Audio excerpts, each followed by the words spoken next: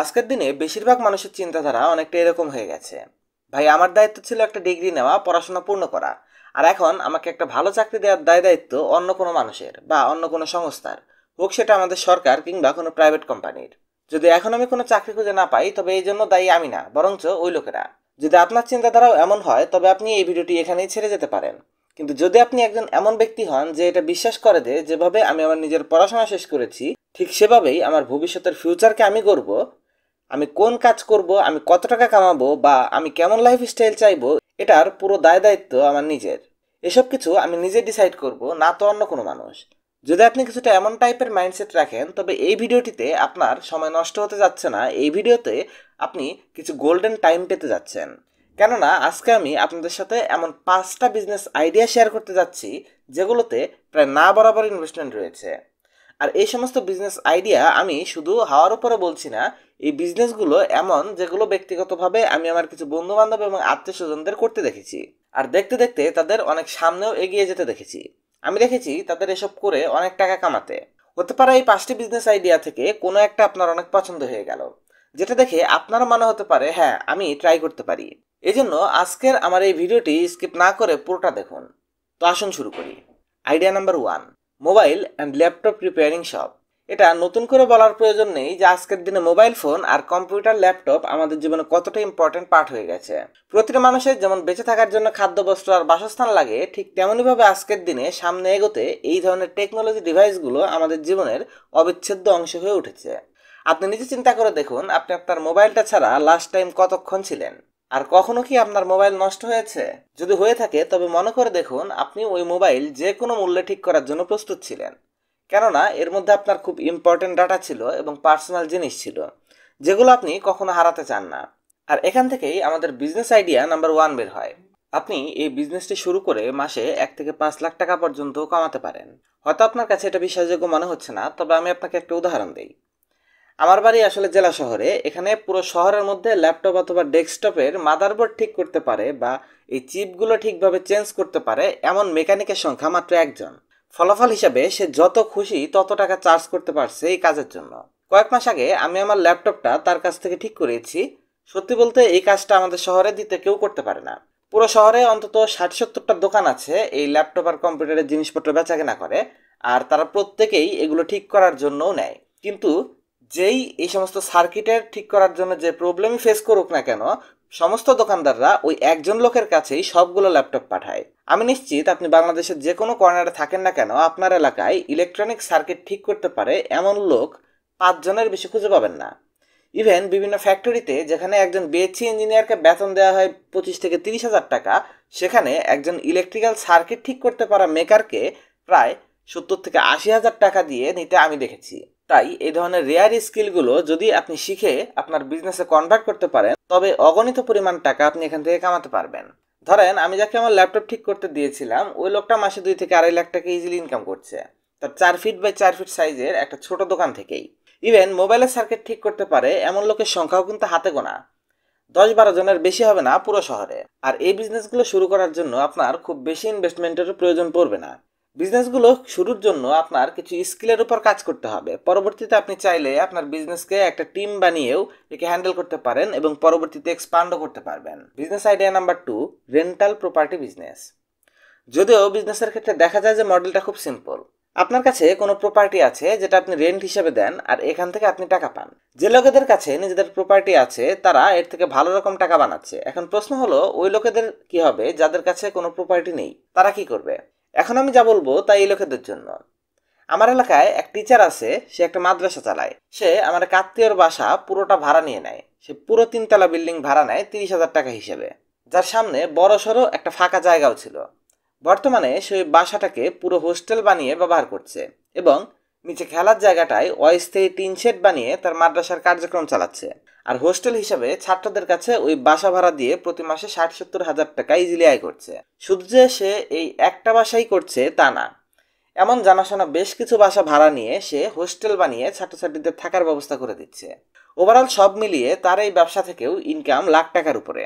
এই ধরনের business model তৈরি করতে না তো আপনার নিজের প্রপার্টির প্রয়োজন আছে, না তো আপনার অনেক বেশি টাকার প্রয়োজন আছে। আপনার শুধু একটা সঠিক জায়গার নলেজ থাকতে হবে। আর সস্তা প্রাইজে বড় জায়গা ভাড়া নেওয়ার ব্যবস্থা করতে হবে। যদি আপনি এমন জায়গায় বসবাস করেন যার আশপাশে অনেক স্কুল, কলেজ, ইউনিভার্সিটি রয়েছে, তবে আপনি এই বিজনেস আইডিয়াটির উপর কাজ করতে পারেন। Number 3, drop shipping business. এই বিজনেসটা বিশেষ করে ওই লোকেদের জন্য যারা বড় বড় শহরে বসবাস করে কিংবা কোনো বিশাল শহরের বা ধনী এলাকার আশপাশে বসবাস করে, মানে একটা এমন জায়গা যেখানে টাকাওয়ালা লোকজন বেশি বসবাস করে। এই বিজনেসে আপনার নিজের একটা দোকান খুলে প্রোডাক্ট স্টোর করার প্রয়োজন নেই। বিজনেসে আসলে যে কাজটা করতে হয় তা হলো, অনেক মানুষই আছে যারা জিনিসপত্র কেনার জন্য দৌড়াদৌড়ি করে নিজেদের সময় ওয়েস্ট করতে চায় না। তাদের কাছ থেকে আপনার অর্ডার নিতে হবে আর একটা সঠিক সময়ে তার বাড়িতে ওই সমস্ত জিনিসগুলো পৌঁছে দিতে হবে। এখন অনেক মানুষের মাইন্ডে এই প্রশ্ন আসতে পারে, ভাই এমন কে আছে যে আমার কাছ থেকে তার বাড়ির জন্য জিনিসপত্র কিনবে? বিশ্বাস করেন, আজকের দিনে প্রতিটা মানুষ ফ্রি থাকতে চায়। কিংবা আপনি বলতে পারেন, এই দৌড়াদৌড়িওয়ালা জীবনে এমন অনেক মানুষ আছে যারা একেবারেই ফ্রি টাইম পায় না। তারা তাদের ফ্রি টাইমটা ঘরের জিনিসপাতি কেনার পেছনে ব্যয় করতে চায় না। আর এই জন্যই এই ব্যবসার ডিমান্ড আজকে বড় বড় শহরগুলোতে খুব দ্রুততার সাথে বাড়ছে।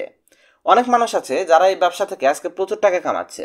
আজকে ডিজিটাল টাইম, যেখানে আপনি আপনার একটা অ্যাপ বানাতে পারেন, যেখানে আপনার কাস্টমাররা তাদের প্রয়োজনীয় জিনিসগুলো আপনার কাছে অর্ডার করবে এবং আপনার টিম আপনার আশপাশের কোনো বাজার থেকে জিনিসগুলো কিনে একটা সঠিক সময়ে তার কাছে পৌঁছে দেবে। বিশেষ করেন, যদি আপনি এই বিজনেসে একবার ঠিকভাবে টিকে যেতে পারেন, তবে এই ব্যবসা আপনাকে লাখ লাখ ইভেন কোটি টাকাও বানিয়ে দিতে পারে। Number 4, clothing. আমার এক ফ্রেন্ড আছে যে এই আইডিয়াটা সম্পর্কে আমাকে বুঝিয়েছিল। সেই ব্যবসাটা শুরু করে তার বাড়িতে একটা বিয়ের প্রোগ্রাম থেকে। এরপর সেই ব্যবসায় এত পরিমাণ প্রফিট দেখতে পায় যে আজকে 2 বছর পর সে 3টে বড় বড় দোকান করেছে আর সে মাসে এখান থেকে কয়েক লাখ টাকা কামায়। প্রথমত তার এই বিজনেস প্ল্যানটাকে শর্ট করে বোঝার চেষ্টা করি। আসলে 2 বছর আগে তার এক আত্মীয়র বিয়ে ছিল। এই বিয়ের জন্য পরিচিত এক দোকান থেকে সে সবাইকে শপিং করে দেয়। তার কাজিন ওই দোকান থেকে অনেকগুলো প্রোডাক্ট কিনে আর পরিচিত থাকার কারণে একটা ভালো রকমের ডিসকাউন্টও পায়। যখন সে বাড়িতে যায় আর আত্মীয় স্বজনেরা ওই কাপড়গুলো দেখে, তারা খুব পছন্দ করছিল আর তারা ওই দোকান থেকে কাপড় কেনার ইচ্ছা পোষণ করে। ছেলেটা দোকানদারকে ফোন করে এই ব্যাপারে বলল আর দোকানদার বলল, আপনি আমাদের এখান থেকে যত বেশি বিক্রি করে দিতে পারবেন তার প্রত্যেকটা প্রোডাক্টের উপর আমি আপনাকে কমিশন দেব। কমিশনের কথা শুনে সে হেসে দেয়। সে ভাবছিল হয়তো 1-2 হাজার টাকা কমিশন দেবে আর সে মজা করে হা বলে দেয়। কিন্তু যখন কেনাকাটা কমপ্লিট হয় তখন অনেক পরিচিত লোকজনই সেখান থেকে কাপড় কিনে আর সে দেখতে পায় তার টোটাল কমিশন ছিল প্রায় 60,000 টাকা। এটা দেখে সে বুঝতে পারে ব্যবসাটাতে আসলে কত পরিমাণ প্রফিট রয়েছে আর এখান থেকেই তার কাপড়ের ব্যবসা শুরু হয়। সে কিছুদিন পর্যন্ত তার পরিচিত লোকেদের কাছে রেফারেন্স হিসেবে প্রোডাক্ট বিক্রি করতে থাকে আর প্রফিট কামাচ্ছিল। এরপর তার নিজের দোকান খুলে নেয় আর আজকের দিনে তার 3টা বড় বড় দোকান আছে যেখানে সে লাখ টাকা কামায়। তাই যে মানুষেরা এই বিজনেস শুরু করতে চায় তারা শুরুতে কমিশনে কাপড় বিক্রি করে নিজেদের রিলেটিভ আর সোশ্যাল মিডিয়া প্ল্যাটফর্মে প্রমোট করেও কাজ করতে পারেন। আর সময়ের সাথে সাথে যখন ব্যবসা বাড়তে থাকবে তখন কাস্টমার বেস তৈরি হয়ে যাবে আর আপনি তখন ব্যবসাটাকে বাড়াতেও পারবেন। Number 5, old bike and old car selling business. এই বিষয়টা আমরা সবাই ভালোভাবেই জানি যে আজকের দিনে প্রত্যেকটা ব্যক্তির একটা 2 হুইলার বাইক কিংবা 4 চাকার গাড়ির প্রয়োজনই হয়। নিজের একটা ভেহিক্যাল ছাড়া সার্ভাইভ করা এবং যাতায়াত অনেক মুশকিল হয়ে পড়ছে। আজকে মজদুরি করা ব্যক্তি থেকে শুরু করে অনেক বড় একজন বিজনেসম্যান পর্যন্ত প্রত্যেকেই যাতায়াতের জন্য কর্মক্ষেত্রে একটা না একটা ভেহিক্যাল ব্যবহার করছেই। আর এজন্য এটা আমাদের লিস্টের 5ম বিজনেস আইডিয়া। এই বিজনেস আইডিয়াটা আসে কিছুদিন আগে যখন আমার ছোট ভাইয়ের জন্য একটা রিকন্ডিশন গাড়ি খুঁজছিল। যখন সে গাড়ি কেনার ব্যাপারে চিন্তা করে তখন চারদিকে খোঁজ নিতে থাকে, কেননা সে প্রথম গাড়িটা সেকেন্ড হ্যান্ড কিনতে যাচ্ছিল। বিশেষ করেন একটা সেকেন্ড হ্যান্ড গাড়ি ভালো কন্ডিশনে কেনা এতটাই মুশকিল যতটা একটা ঘাসের গাদার মধ্যে সুই খুঁজে বের করা। কয়েক মাস খোঁজাখুঁজির পর যখন সে কোনো সেকেন্ড হ্যান্ড ভালো গাড়ি খুঁজে পেল না, তখন সে শোরুম থেকে রিকন্ডিশন গাড়ি বাধ্য হয়ে কিনলো। এর কিছুদিন পর আমার এক ফ্রেন্ডের কথা মনে হলো যে রিকন্ডিশন গাড়ির ব্যবসা করে। তার কাছে বেশ ভালো মানের গাড়ি ছিল, যেমন গাড়িটা আসলে আমরা খুঁজছিলাম ঠিক তেমনই। যখন আমি আমার ওই ফ্রেন্ডের সাথে তার মান্থলি ইনকামের ব্যাপারে কথা বলি তখন জানতে পারলাম সে 2 থেকে 3 লাখ টাকা প্রতি মাসে কামাচ্ছে এই পুরনো গাড়ি বেচা কিনা করে। সত্যি বলতে 26-27 বছর বয়সের একটা ছেলে একটা ছোটখাটো গ্যারেজ থেকে মাসে 2-3 লাখ টাকা কামানো খুব একটা সহজ কথা না। এরপর আমি তার ব্যবসার জার্নির ব্যাপারে তাকে জিজ্ঞেস করি। ও বলছিল শখের জন্য সে আসলে প্রথমে একটা সেকেন্ড হ্যান্ড গাড়ি কিনেছিল।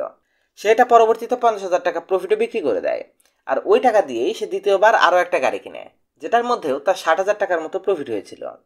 আর এভাবেই আসলে এই ব্যবসার যাত্রা শুরু হয়ে যায় আর সে লাগাতার লেনদেন করতে থাকে। সে বলছিল কয়েকবার তার লোকসানও হয়েছে, কিন্তু সে প্রতিনিয়ত শিখছিল। আর বর্তমানে 2 বছর পর তার নিজের কাছে সেকেন্ড হ্যান্ড গাড়ির পুরো একটা স্টোর রয়েছে, যেখানে এখন সে প্রতি মাসে বেশ কয়েকটা করে গাড়ি কিনে আর বিক্রি করে আর মাসে বেশ ভালো রকমের টাকা কামায়। দেখেন, যদি আপনি এমন কোনো বিজনেস করতে চান কিংবা এমন বিজনেসের ব্যাপারে যদি আপনার ইন্টারেস্ট থাকে, প্লাস এমন বিজনেস করার মতো সোর্সিং আপনার কাছে যদি থাকে, তবে আপনি স্টার্টিংয়ে 2 চাকার বাইক দিয়েও শুরু করতে পারেন। আপনাকে শুধু নিজেকে এই ফিল্ডের একটা পাক্কা খেলোয়াড় হিসাবে তৈরি করতে হবে, আর আপনি লাখ লাখ টাকা মাসে এখান থেকে কামাতে পারবেন। যেমনটা আমি আপনাদের শুরুতে বলেছি, এই 5টা বিজনেস আইডিয়া হতে পারে যে কোনো একটা আপনার কাছে খুব পছন্দ হয়ে গেল। এজন্য যদি আইডিয়াগুলোর মধ্যে কোনোটা আপনার কাছে ভালো লেগে থাকে, অবশ্যই কমেন্টে লিখুন। ধন্যবাদ এতক্ষণ সাথে থাকার জন্য।